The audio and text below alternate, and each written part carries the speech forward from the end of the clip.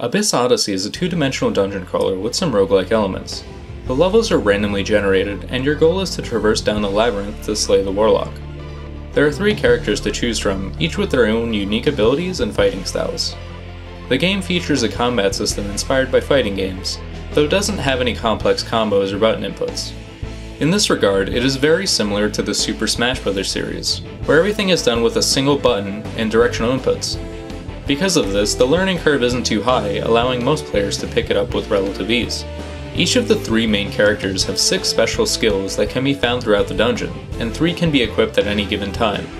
On top of this, you are able to level up each skill, allowing the skill to deal more damage, generate more mana, or provide some defensive bonuses, such as shielding on specific attack frames. On top of leveling up skills, you can purchase skill cancels, which are used to chain together attacks. Skill cancels regenerate when you are out of combat, and up to 3 can be obtained. On top of using them to chain attacks, players can also use them to cancel an attack into a dodge. Mana is used to unleash an ultimate attack, which will allow the player to capture an enemy in the game. This feature is perhaps the most unique in Abyss Odyssey. A captured enemy will be available for use and can be switched to at any time. What makes this system so great is just how in-depth it is, with each enemy having their own unique features and moves. There are a massive 31 enemies for you to capture and use. The player can even capture the merchant as well as bosses to play as.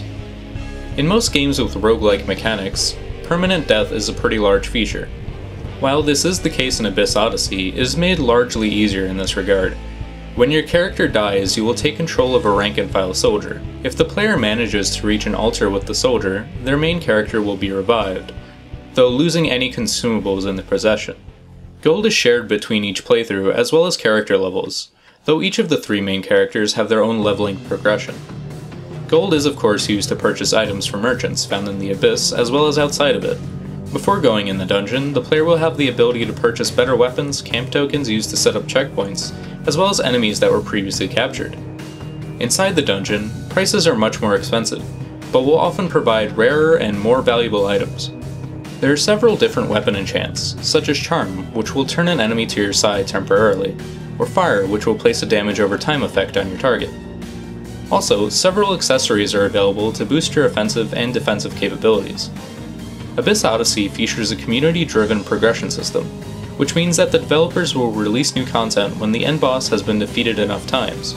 While this is a pretty cool feature, it can be problematic if there aren't enough people playing, especially when most people probably aren't going to play through the game enough times to contribute a substantial amount.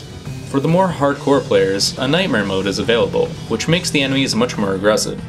On top of this, each boss will have more enemies in the room that the player will have to deal with. Also, a versus mode is available for players to fight each other using captured enemies as well as the 3 main characters. Unfortunately, this mode does not support online play. Abyss Odyssey is a fun dungeon crawler to pass the time with.